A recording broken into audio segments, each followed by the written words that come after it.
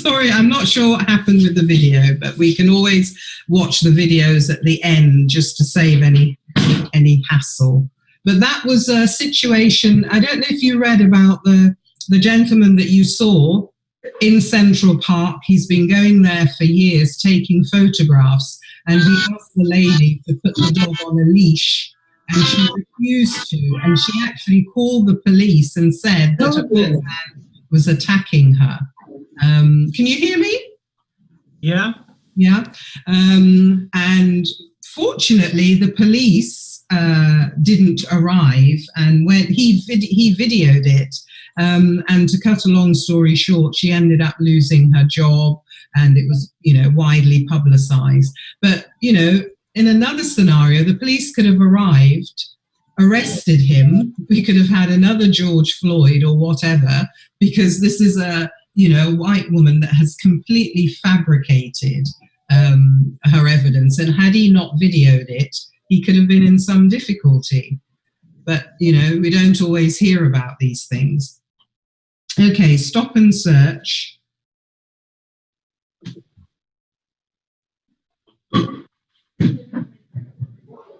Okay, stop and search. As I said before, it originated from a law that was way back 2 centuries ago in 1824. Have any of you heard of the Sus laws? Are any of you old enough?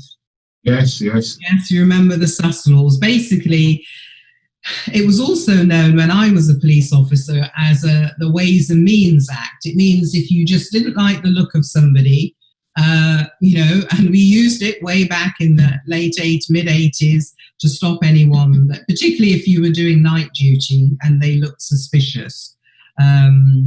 You were perfectly justified and protected as police officers under the law. But today I want to talk to you about what the process is now, because I think that's very relevant.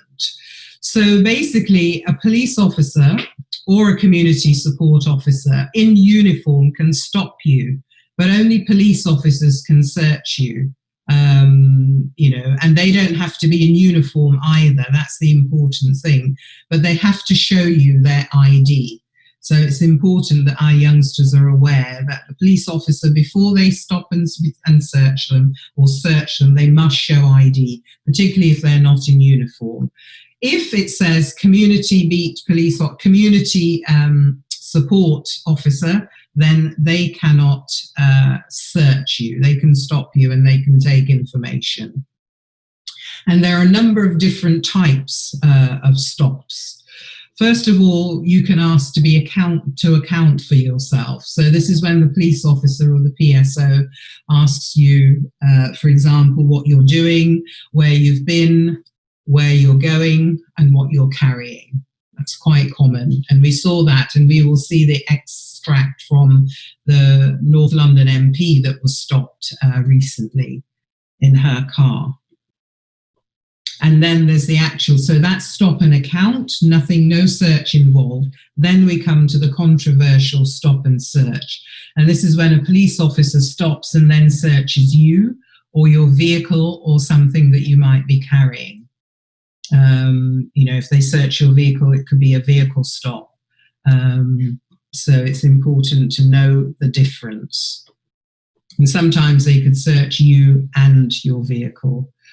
So what should happen? I've got what will happen, but we know this doesn't always happen because powers are abused. But what you should be told, first of all, is that either the police officer or the community support officer should explain why you're being stopped. And it's important that we all understand this, in particularly our youngsters. And also they should tell you why they're asking you to account for your actions or why you're in the location that you're in. In all cases, you should be offered a record of the stop and account or the stop and search after it's happened. I don't know, it's a pity more of our youngsters aren't here, because I'd like to ask them what their experience is. And from what we see, very few people walk away with a piece of paper telling them why they've been stopped and searched. But the police are entitled to do this because they're there to protect us, the community, first and foremost, and that's why they have these powers. And it's important where possible to try and cooperate with them. But naturally, with these things, in good policing, they would actually take the time to explain, and they would do that in a courteous way. So where can you be searched? Most times when you're stopped, it's in a public place, and there are some powers such as searching you for firearms or drugs, and that allows them to stop you anywhere. If you're in a public place and you're asked to remove your jacket or your coat or gloves, then that's okay, unless you've been interviewed or stopped because of terrorism activities. And we know there's quite a lot of that, although it's gone quiet since the COVID. Or if also they can stop you and search you in an indiscreet way if they feel you're trying to hide something. Now, if they ask you to take off more than this, and it probably won't apply to many of us, but I'm thinking of maybe Muslims, etc. Anything that they're wearing for religious reasons, face scarf, I've said there, a veil or a turban, then they have to take that individual out of public view.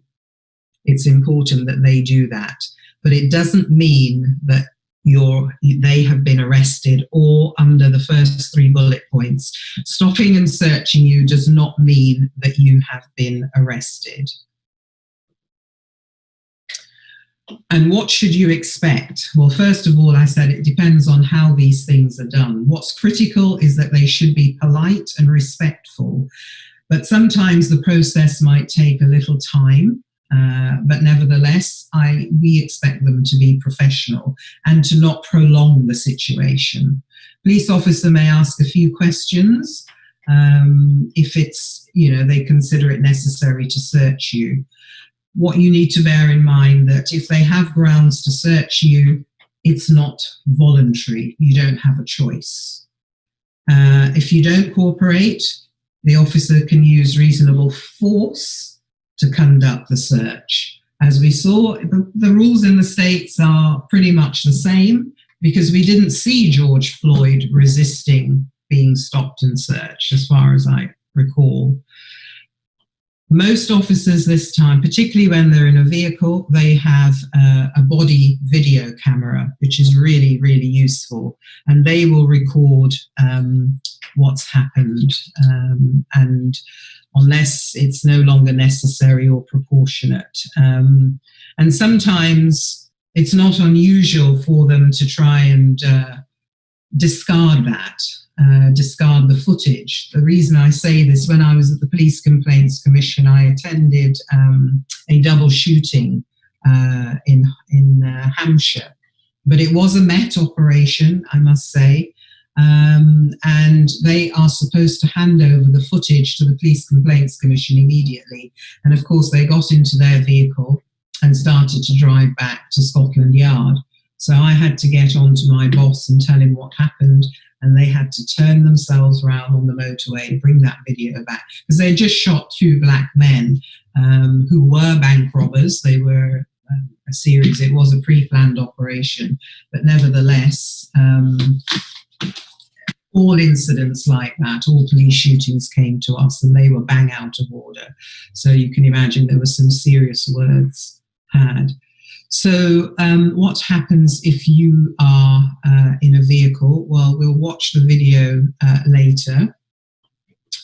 But a police officer, they can legally stop any vehicle at any time, and they can ask to see your driving documents. They can check the condition of your vehicle. And if there are any driving offences, they'll be able to deal with it there and then. When they search you search your vehicle, this is not a stop and search of you, the individual, and they need to give you documentation, particularly if they're traffic offences. It's considered, this is what's classed as a vehicle stop. As I said, they can do both, but they have to explain why. If it becomes a stop and account, or if you or any passengers are with you are asked to account for yourselves, they can do that too.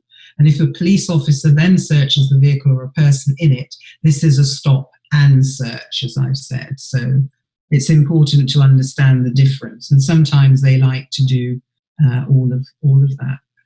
So when they stop and search you, you're supposed to get information. They need to provide you with the following information.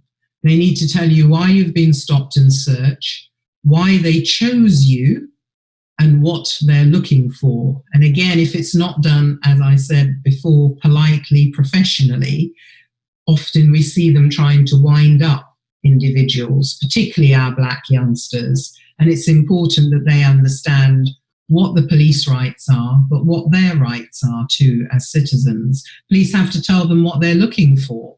You know, the police have to tell them, the officers need to say what their names are and which station they're based at. The only exception is if they say that they're stopping and searching you on grounds of terrorism, and then they can justifiably say that to give their name and station may place them in danger. Otherwise, they have to give you their warrant card number. They need to tell you under which legislation they've stopped you, and you have a right to a copy of that information. When they stop and search you, they can ask you for your name, your address, your date of birth, your ethnicity, because what you might look like to them and how they might classify you might not be how you classify yourself, particularly if you've got people from places like South Africa, for example. Now, you don't have to give them this information if you don't want to, unless the police officer says that they're reporting you for a particular offence. So if it's a random stop, then you don't have to give them that information. But usually they will find a reason to make sure that you share that information with them. And what you should be given, as I said, is a written record, a receipt of the event, and a copy of the record can also be emailed to you. And you may be told also where to record. You may be told where to collect the record at a later date. Sometimes they do that to be very provocative. Now, if you wish to complain either about being stopped or searched or the way it was carried out, that's where this receipt is very important. So even if you feel that they've not behaved in a professional way and you've got to go and collect it at the station, then make sure that you do that and keep it for safe keeping. And this is what the record will have, the written record. The officer's details of the time is very critical, particularly if something happens, the reason, the outcome, and your identity, registration number, everything that they asked you should be recorded. And if for any reason it was just to stop an account, they have to record the reason why you refused, so you can explain to them. So it's very important. I don't think it's complex, it's just at the time, it's very frustrating, particularly if they are discourteous. And then the only exceptions are, which are not classed as stop and searches.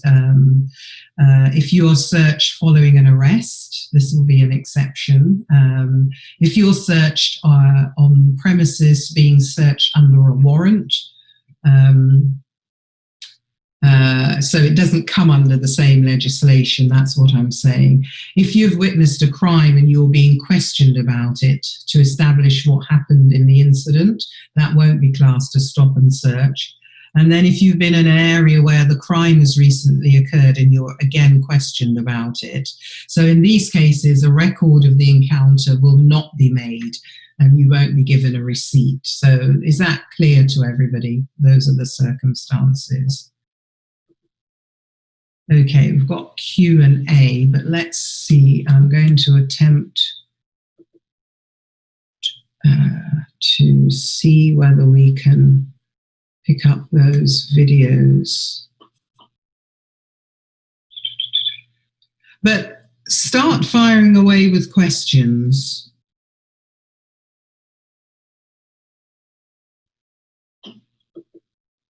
You're muted. Oh, right.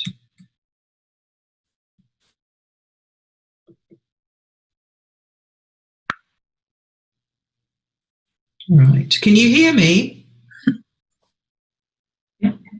Yeah, we can hear you. Okay, I'm going to attempt to play this video. Can you see this? No. Oh. No, not yet. Can you see it? No. You've got to share your screen, Judy. You can't see it? No. You need to Okay, share again. stop it. Okay, so now what, David, what do I need to do to share this? If you click From share my browser. At the bottom. Ah, I know. Got it? You need to click share screen at the bottom. Share screen, yes. And then locate the browser in your window. Okay, right. Okay. Focus on that and then share. Click share. Okay. And make sure you can share. Yes, hopefully this will work. Okay. That's it. Play it. Yeah. I'm not going to touch anything else.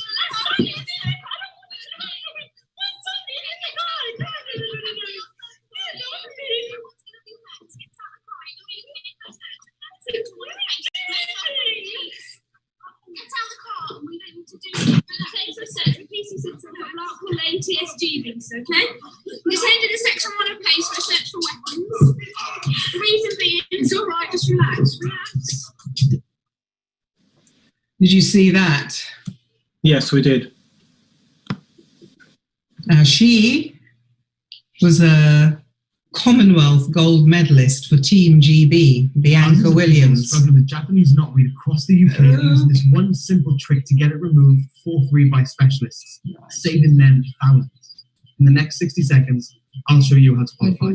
Right, I need The to reason stop why this. Japanese knotweed is spread so far today is that many years ago people used it to reinforce canal and train line embankments. Now, How do I stop this? Trying to stop this.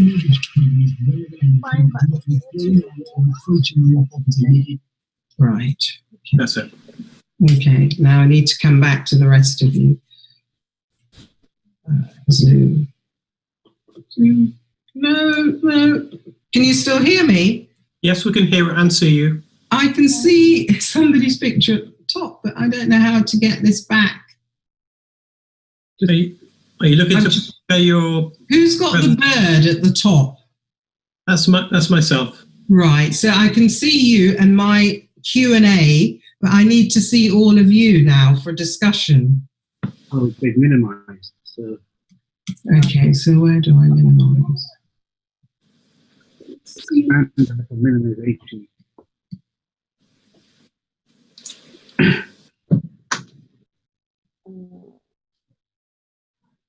The background.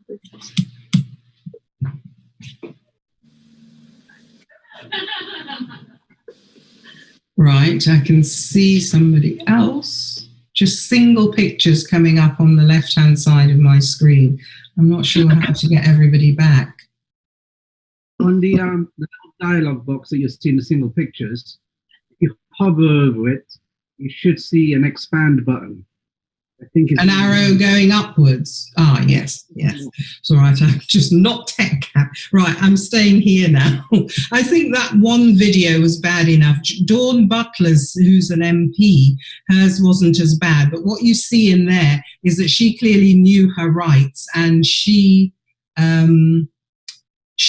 asked all the questions that I said on the slide. Why are you stopping me, etc., etc. She knew her rights fully. And the unfortunate thing was, the reason she was actually stopped was because the police officer entered the wrong letters for the vehicle, or the wrong number. There was one either digit or letter that was wrong, and it showed it registered to an owner way up in Yorkshire. So Yorkshire and central London are quite a distance apart. So that's why it was. And she challenged it, and quite rightly so, because I think the timing for all of this happening on the back of George Floyd is just very difficult for us as a community. But just to finish off, I've got some statistics. There have been numerous reports, time and time done, about eliminating stop and search, improving the criminal justice system for Black people. Again, Theresa May talked a lot after she became Prime Minister. David Lammy MP also chaired a government review looking at that. And London School of Economics did some research, and I think it's 8.5 times more likely for a Black young man to be stopped than his white counterpart. And if you live in Dorset, you're over 25-point-something% more likely to be stopped if you're Black. So don't go and live in Dorset. So yes, that's the position we're at. So tell me, what troubles all of you? If those set figures, is that because there's more white people concentrated in that area, or? Yes, and they don't expect to see us. But you know, I remember when my daughter was younger, we had Adventure Camporee there. Mm. But I suppose we were way out of sight. Yeah, it is, yeah. And the other thing that's talked about a lot, but the police don't admit it, is racial profiling. Mm. You know, I think that's very prevalent. Have you all had any experiences of being stopped and searched in a discourteous way, or had relatives or friends? On many occasions when I was living in London, Yes. My problem was I had every 3 months I had a brand new car. Right. And that was an issue. It got so bad that I asked my firm to give me a special insurance which had my name on it. Normally it was just a company insurance and anybody could think, but I had to have my name on my insurance. So when I got stopped, I just showed them, I just cracked the window a little bit and just showed them my insurance and my license, and that kind of stopped it. But what they proceeded to do was to walk around and check a car that was brand new and had only had like 300 miles. And they was checking all the tyres to make sure that the tyres came, were legal. But this car was only 300 miles. So if you were changing the car every 3 months, presumably it was in the company's name. Yeah. So again, that's about the intellect and part of the profiling, and to see if you, because I don't know whether you're unfortunate to be stopped by the same officers more than once, you know, and they do talk to each other, and that would have been part of testing to see how you responded. And we just have to be, especially as Christians, just super calm, let them get on with it. They do I realised that it wasn't no point arguing with them, because they made the process last longer. Yeah. Okay, what I find that if you educated in those ways, right, they take advantage of that situation. So they try to wind you up, and then if you wind you up, they come with another charge. Yeah. So they don't like, the police don't like a smart person. No. They don't like it, right? And if you calm and just let them do what they will need to do, right, and they'll finish. But they'll take their time just to prove a point that they're the law, and You're the citizen.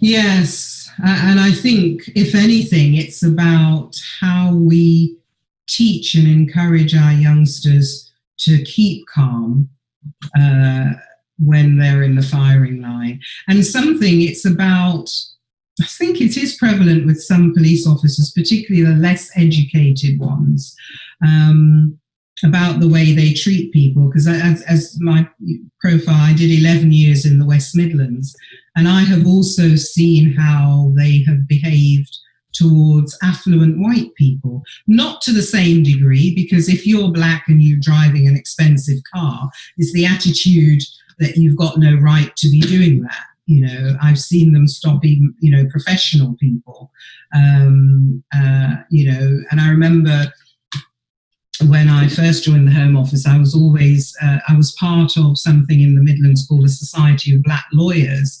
And I remember we were hosting a conference in the UK one year, and we had about 15 US lawyers come over. I mean, if you want to see, you know, black people of colour, highly educated and just feel really special. And they, at immigration at Heathrow, they roughed up one of the female judges, you know, so it was big headlines all over the place, you know. And we had 3 sisters that year. All 3 sisters were judges in different, one was family, one was, and I remember the police showing a lot of interest as to this, you know, this gathering of educated people. And, you know, when they were just sniffing and looking for trouble, and this was Birmingham, you know, but we made sure that we complained to the highest authority. And that's why with Macpherson, he went further and identified institutional racism, whereas Scarman, he just thought it was a few bad or rotten apples in the police force that could be weeded out through psychometric profiling or training on diversity and that kind of thing. You know, the botch job that was made of the Stephen Lawrence inquiry, there were 3 different investigations that failed, but also his friend Wayne Brooks, who's still affected psychologically witnessing his friend die.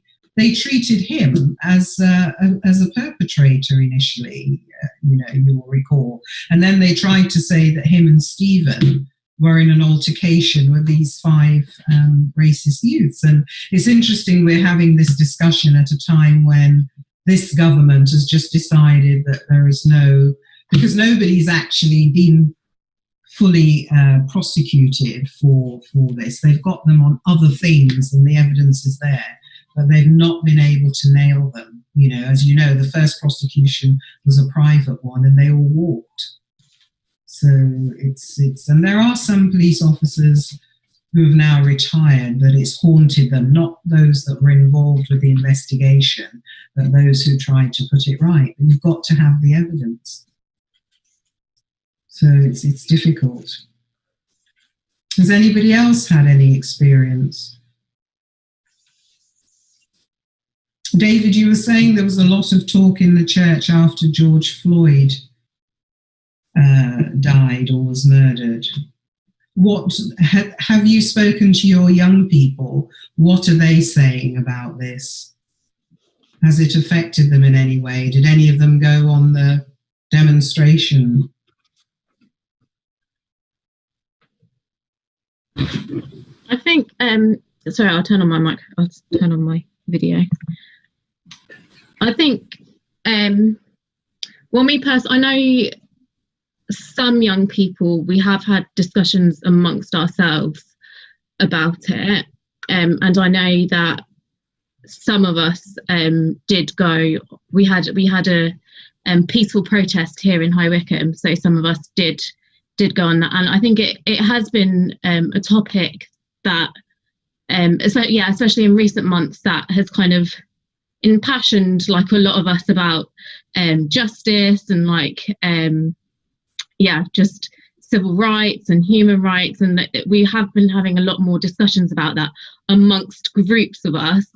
But as a whole youth department, I wouldn't say we've had like a discussion amongst everybody. And I think also there's a little bit of reluctance to do so, because I know on the on the main group chat, sometimes when you do bring these things up, there's other people from different generations that might not necessarily see like eye to eye. So I know there have been times where people have mentioned like the Black Lives Matter movement, whereas rather than getting down to the grips of things and unpicking why we need a Black Lives Matter movement, people just kind of retort and say, oh, all lives matter, we all matter to Jesus, God loves everyone, kind of thing. So we don't ever get the chance to really unpick like these racial injustices that are happening in our community.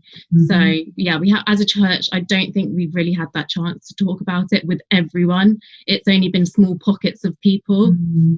So, and as you can see here, like we've had like a really good discussion. Like, thank you for your presentation, because it's been really like insightful and informative, but yet we don't have everyone from our church present here. And I think it would have been something that everyone could have learnt from. So yeah, that's just the unfortunate thing, really. Yes. So, yeah. AYS, I guess. I think one of the things that concerned me, one of the things that I thought was positive about the Black Lives Matter was actually seeing more people from the indigenous population standing side by side with us as a Black community, more so than before. And we saw this not just here, but in America, which is where I feel that given the shade of governments we have on both sides of the Atlantic, it's almost missing a trick. You know, I mean, I say this, my concerns are, it's interesting you have a BAME Home Secretary, but she's chosen to focus. I'm not saying she should ignore the violence, etc., but what I don't see is any kind of empathy or action to address it, and that concerns me. Boris has attempted to do something, but again, if you look at the choice of individual, I'm not sure that's going to impact real change. Very different feel. I mean, I've worked under the governments of both colours, but I do feel that perhaps more gets done under a Labour government. But it's interesting, and it will be interesting to see what happens in November in the US. How much, both for this and COVID, the people will actually take a stand.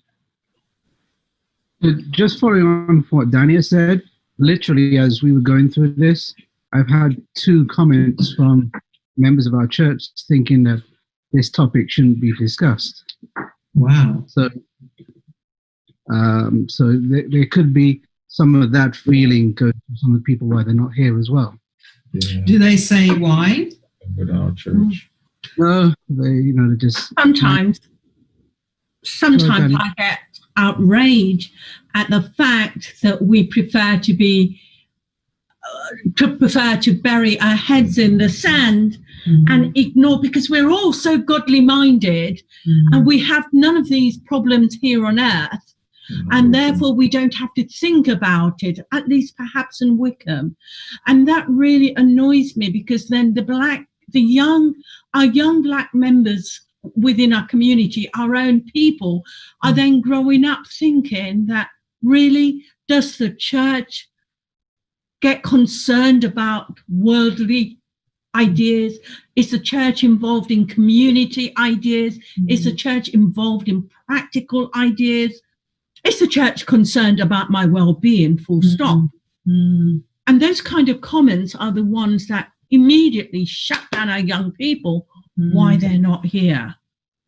We have lived in London. Eddie grew up in London from when he was a small child, and we've never known, I don't say anyone who's been stopped and searched, but I think, thinking about it now, maybe a young nephew has been stopped and searched maybe once or twice now. Yes. But when we were living in London, we've never had any problems. Didn't have a car. We did it. No, yeah. And we were out in Brixton on the night of the riot. We were coming from church, to be truthful. being encouraged. It's all right. It's all right that, you know, everybody's doing it. So nobody's going to worry about what you go and take, you know, come on, join us kind of thing, you know. And we were out there in Brixton on that night. But in terms of stop and search, I honestly, having been in London for so long, I don't really know that many people who have been stopped and searched. And maybe, as I say, maybe, you know, when you're just, all your activities is just, for me, would have been just school and church, so I know nothing different, you know. But yeah. I find it sadder now that I'm living in High Wycombe, and I'm very much aware that our some members of our church would prefer not to have to think about it. And unfortunately, I don't need to think about it because we're all law-abiding citizens. It never dawned on them that perhaps, even if it's not them, but their grandchildren or somebody further down the line that can have these problems later on. And they too are very law-abiding citizens and have never caused trouble. Yet they too can be very much mixed up in something that turns ugly and nasty. And we just are not, we are too frightened to pick at it and to actually see what we can do. I just want to, before I stop talking, just say, I was trying, from where you've got your PowerPoint and you started to give what should happen and so on, the very first of that little bit of PowerPoint, can you just show it again later at the end? Just, you know, because I was trying to, first of all, I thought I'll take notes and then write it all up for our young people who may have missed it. And then a little bit like you know, a little voice said to me, well, what have you got a phone on your camera for? You can just click it and then take notes that way. And I didn't. So. Right. Okay. Let me just. And because the pictures of people are in the way, that's another no-no. Sounds like.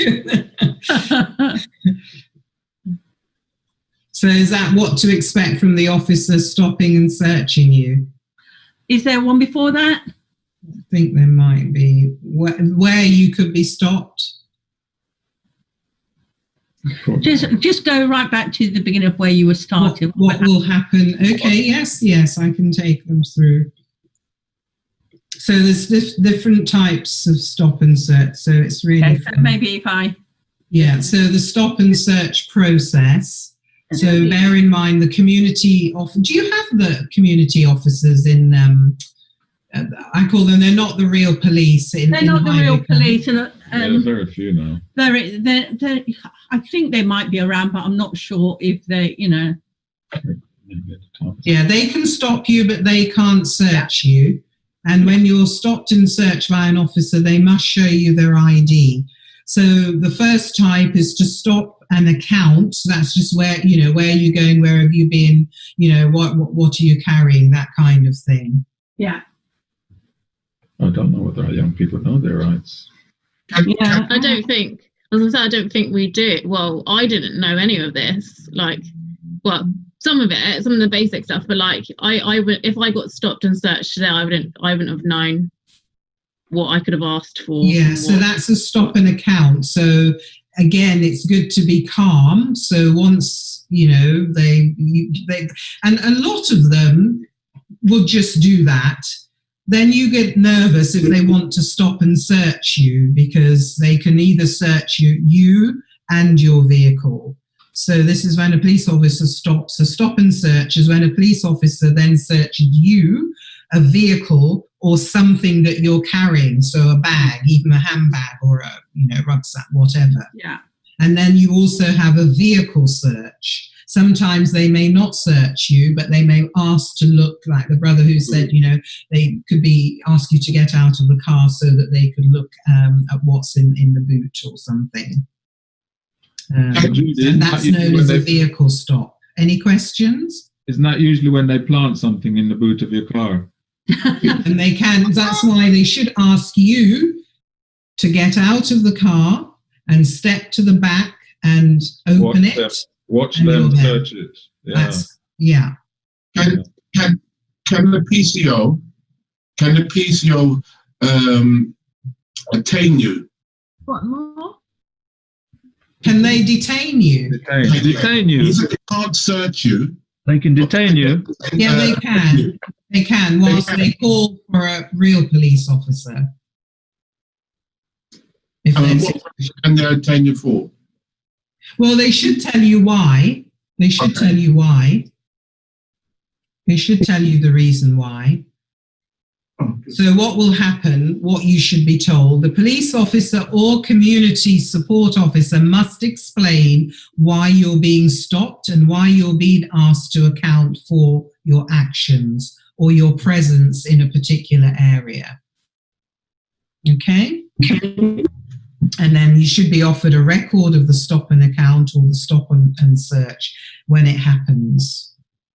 And the problem that young black boys usually have, though, is that police are always saying that they're looking or acting suspicious, isn't it? That's back to the sus law. Yeah. Yes. But let them write it down now. They're actually supposed to say on what grounds, because if it goes to court and you challenge them, and most youngsters haven't got the time, they just endure the hassle. But it's important that they shouldn't really embarrass them in public. Can I just ask a question about Bianca Williams? Yes. And what happened? I'm trying to understand, through everything that you've said, yes, in her situation, did that process actually occur? Because I don't know if I saw the whole video. I think I've seen some of it, because I didn't get a sense that she was given a reason as to why the female police officer wanted her to come out of the vehicle. And she was getting very distressed and she just kept saying, come out, come out. And I don't understand. They got a 3-month-old baby in the car. Yeah, and that's the bit that I'm trying to understand. Would that be normal practice to say, get out of the car without a reason? There needs to be a reason. No, it wouldn't. And I hope nobody's recording it. But from my point of view, that was a typical stop and search while being black and driving a very expensive car and not fitting the profile. So being black but not smart. So, her partner was, and I've had this discussion here, you should have the freedom to go out and look how you want to. But when you look at his profile, and he got dreads, it was quite matted, and they were just going home. It doesn't matter where they were going from. And the excuse was they were driving on the wrong side of the road. Yeah. So that was a blatant lie. And it's when she said that Cressida, the commissioner, should step down, next thing they're issued with an apology. I think it did go to the police complaints, or the Office for Police Conduct, as it's now called, and whether or not they were going to sue for compensation was where it was last left. But they were issued with an unreserved apology, because often with the police, particularly even in shootings, unfortunately, usually in cases where the person who's died may have been on the wrong side of the law, what they will use is the term, it's regrettable. They don't give an unreserved apology. That's very typical. This was an unreserved apology because they were bang out of order. It didn't fit the profile. It was a very expensive Merc. And they probably thought it was stolen, but they weren't driving on the wrong side of the road. So we got an apology. So, and as I said, they're supposed to be polite. So the brother there that was asked, that was it's going to be racial polite and respectful. Anyway. Was somebody saying something? Could have been racial profiling with Bianca. Yeah. I'm absolutely 100%, 110% certain it was. Yes. It is a beautiful car they were driving. And then when I saw him, I thought, I know exactly why you've stopped. And the excuse was, was feeble. What's that happened? I had to laugh when I heard that Sean Wallis on The Chase, the lawyer. Yes. On The Chase, he's been stopped.